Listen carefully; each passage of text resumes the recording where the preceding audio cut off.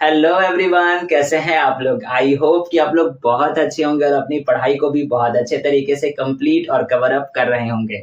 जैसा कि आप लोगों को पता है कि अभी हम लोग हमारे क्लास 11th के बिजनेस स्टडी सब्जेक्ट को पढ़ रहे हैं और बिजनेस स्टडी सब्जेक्ट में अभी हम लोग हमारे इमर्जिंग मोड्स ऑफ बिजनेस वाले चैप्टर को पढ़ रहे हैं। और आज के इस क्लास में हम लोग हमारे इसी चैप्टर के पार्ट नंबर 3 को पढ़ेंगे। तो आइए बिना वक्त गवाए बिना देरी किए आज के इस क्लास को, आज के इस वीडियो को शुरू करते हैं और हम लोग पढ़ते हैं हमारे आज वाले टॉपिक को।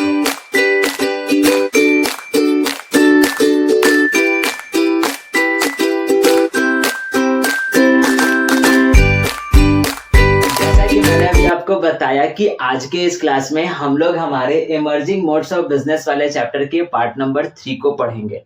तो बेसिकली इस वाले वीडियो में हम लोग कौन से टॉपिक को पढ़ेंगे, तो इस वाले वीडियो में हम लोग पढ़ेंगे और समझेंगे कि आखिरकार ऑनलाइन बिजनेस के या फिर ई बिजनेस के कौन कौन से लिमिटेशंस होते हैं। और आई होप सो कि आपने भी कभी ना कभी ऑनलाइन शॉपिंग के दौरान इन सारे के सारे परेशानियों को झेला होगा। तो आइए देखते हैं कि आखिरकार इन ऑनलाइन बिजनेस के दौरान या फिर ई बिजनेस के दौरान कौन कौन सी परेशानियां भी हो जाती है या फिर किनके क्या क्या लिमिटेशंस होते हैं। तो पहला वाला हमारा लिमिटेशन है जो कहता है क्या है, लो पर्सनल टच। अब कहता क्या है कि ड्यूरिंग ऑनलाइन शॉपिंग, यानी जब कभी भी अगर हम लोग ऑनलाइन शॉपिंग करते हैं तो हम लोग वस्तुओं को टच नहीं कर कर देख सकते हैं, बस केवल उनके फोटो को देख करके ही हम चीजों को ऑर्डर कर देते हैं। और ये स्पेशल तरीके से एप्लीकेबल होता है गारमेंट्स पर यानी कपड़ों पर, क्योंकि जब कभी भी अगर हम लोग ट्रेडिशनल बिजनेस में यानी ऑफलाइन में अगर हम लोग कपड़े को खरीदने के लिए जाते हैं तो आपको भी पता है हम उस कपड़े के क्वालिटी को अच्छे तरीके से चेक करते हैं, उस कपड़े को शरीर पर पहन कर यानी चढ़ा कर भी देखते हैं कि किस तरीके का वो कपड़ा है, हमारे शरीर पर वो किस तरीके का दिख रहा है, उसकी फिटिंग कैसी है। तो ये बस केवल पॉसिबल कब होता है, जब हम ऑफलाइन शॉपिंग करने जाते हैं तब। लेकिन ड्यूरिंग ऑनलाइन ये सारी की सारी जो बेनिफिट्स होती हैं जो ट्रेडिशनल बिजनेस में हमको देखने को मिल रही थी वो एज अ लिमिटेशन के तौर पर सामने आ जाती है। क्यों? क्योंकि ऑनलाइन शॉपिंग के दौरान हम न कपड़ा को छू कर देख सकते हैं, ना ही उसकी क्वालिटी को देख सकते हैं और ना ही उसके फिटिंग साइज को देख सकते हैं। वो कब पॉसिबल होगा?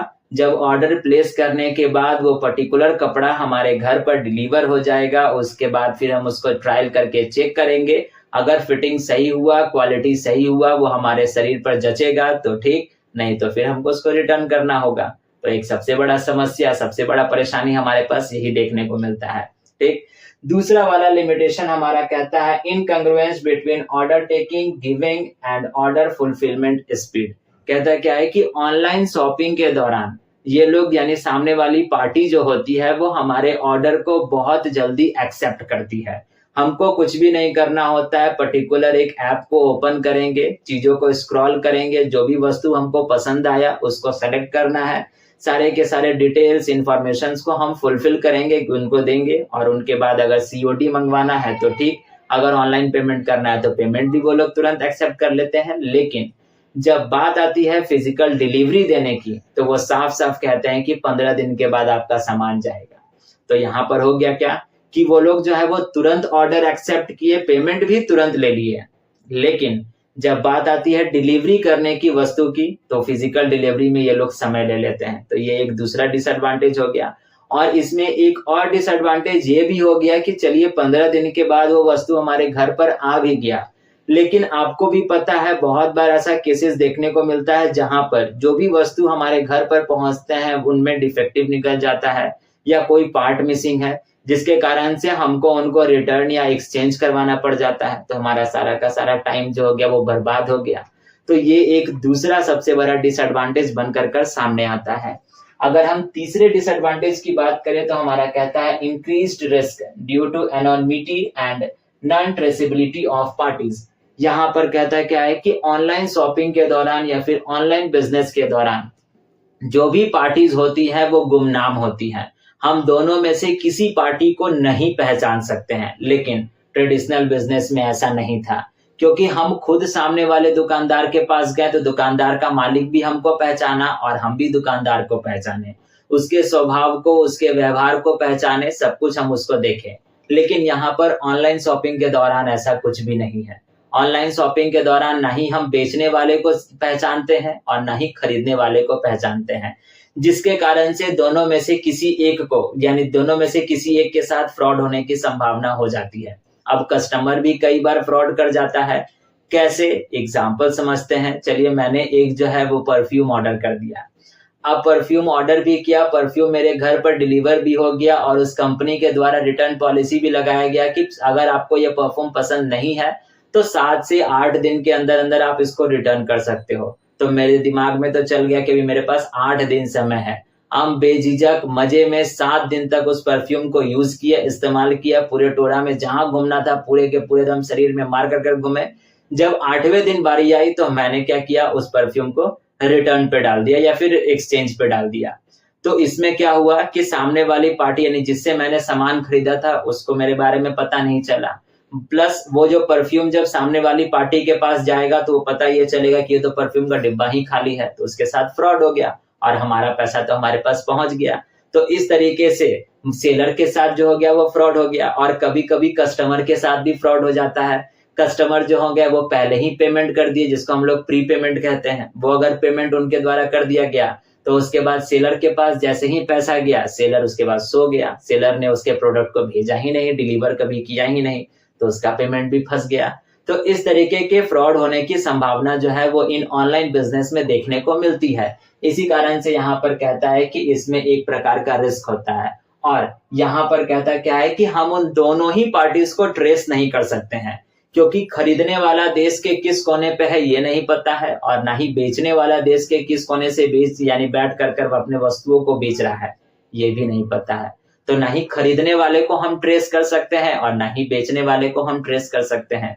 तो यहाँ पर ये भी एक हमारा डिसएडवांटेज और लिमिटेशन बनकर सामने आ जाता है। अब हम लोग पढ़ते हैं हमारे चौथे वाले लिमिटेशन को, जो हमारा कहता है इथिकल फॉल आउट्स।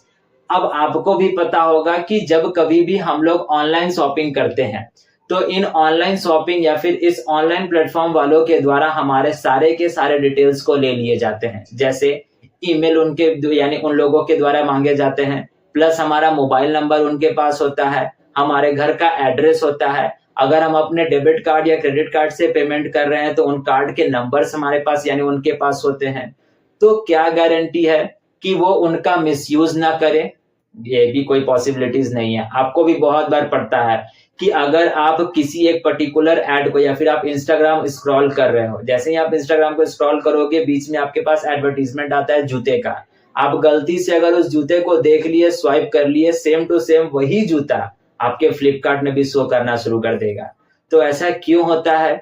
क्योंकि इन सारे के सारे जो प्लेटफॉर्म्स होते हैं और ऑनलाइन प्लेटफॉर्म्स होते हैं उनके पास हमारी हर एक डिटेल मौजूद होती है। जैसे हमारा ईमेल एड्रेस हो गया, उसके बाद हमारा मोबाइल नंबर हो गया, हमारे घर का एड्रेस हो गया, हमारा डेबिट कार्ड हो गया, हमारा क्रेडिट कार्ड हो गया। अब आप कहोगे कि डेबिट कार्ड और क्रेडिट कार्ड का नंबर अगर हम दे ही दिए तो क्या हो गया, ओटीपी आता है। तो आपको पता है कि आज के इस जमाने में फ्रॉड्स करने के नए नए तरीके सामने आ रहे हैं। आपको आए दिन हर दिन जो है वो न्यूज पर अलग अलग तरीके के फ्रॉड देखने को मिलेंगे और उनमें से मेजर फ्रॉड्स अगर हो रहे हैं तो इन ऑनलाइन बिजनेस में हो रहे हैं। तो यही यहाँ पर कहता है कि ये जो ऑनलाइन कंपनियां जो होती है वो हमारे ऊपर एक इलेक्ट्रिक आई बना कर रखती है, यानी हमारे ऊपर एक उनकी नजर होती है और वो हमारे हर एक मूवमेंट को ट्रेस करते हैं कि ये इंसान किस मूवमेंट पे कौन से वस्तु को, कौन से प्रोडक्ट को किस प्लेटफॉर्म पर देख रहा है और उसी पर्टिकुलर व्यक्ति को वही पर्टिकुलर प्रोडक्ट बार बार दिखाया जाता है ताकि वो कभी ना कभी तो उस प्रोडक्ट को खरीद ले और उसके साथ स्कैम हो जाए। या फिर आप देखिए मीशो वालों के द्वारा जो होता है, जब कभी आपके घर पे कोई प्रोडक्ट आता है तो उनके साथ एक कूपन कोड आता है या स्कैनर आता है और आपके पास जो है हम लोग जो होते हैं वो उस कैशबैक के लालच में उस कूपन कोड को या उस क्यूआर कोड को स्कैन करते हैं, जिसके कारण से हमारे साथ फ्रॉड हो जाता है, हमारे अकाउंट से सारा का सारा पैसा माइनस हो जाता है, कट जाता है। तो ये सारे के सारे नए नए तरीके के जो फ्रॉड्स के जो सिस्टम हमारे पास आ रहे हैं या तरीके आ रहे हैं, वो क्यों आ रहे हैं? तो हमारे पास ऑनलाइन बिजनेस है। तो ये भी एक बहुत बड़ा डिमेरिट हमारे सामने बनकर सामने आता है। तो उसके बाद हमारा कहता है लास्ट वाला हमारा लिमिटेशन जो हमारा कहता है पीपल रेजिस्टेंस। अब यहाँ पर कहते क्या है कि आज के इस 5G के दुनिया में भी या फिर 21st सेंचुरी में भी बहुत सारे ऐसे लोग होते हैं जो ऑनलाइन शॉपिंग करना नहीं जानते हैं या फिर ऑनलाइन शॉपिंग करने से डरते हैं। सबसे पहले नहीं कैसे जानते हैं? क्योंकि या तो उनके पास स्मार्टफ़ोन नहीं है, अगर स्मार्टफ़ोन है भी तो उनके घर में कोई किसी एक के पास है। अब जिसके कारण से वो उस व्यक्ति पर डिपेंडेंट हो जाते हैं कि अगर वो इंसान आएगा तब हम उसके फ़ोन से ऑर्डर करेंगे, फिर ओटीपी आएगा, सामने वाला व्यक्ति ओटीपी देगा, नहीं देगा। अगर पेमेंट पहले माँगेगा तो हम डेबिट कार्ड का नंबर कहाँ से माँगेंगे या कहाँ से लाएँगे, यूपीआई आईडी कहाँ से डालेंगे, बहुत सारी बातें हो जाती हैं। जिसके कारण से लोग जो होते हैं वो इन झंझट से दूर रहते हैं। और दूसरा यहाँ पर फिर कहता क्या है कि आज के इस समय में जितने हमारे पास नए-नए तरीके के फ्रॉड और स्कैम हमारे सामने आ रहे हैं, जिनकी वजह से लोग जो हैं वो इन ऑनलाइन शॉपिंग से दूर रहना पसंद कर रहे हैं। वही देखिए यहाँ पर मैंने लिखा भी है, the process of adjustment, the new technology and the new way of doing things cause stress.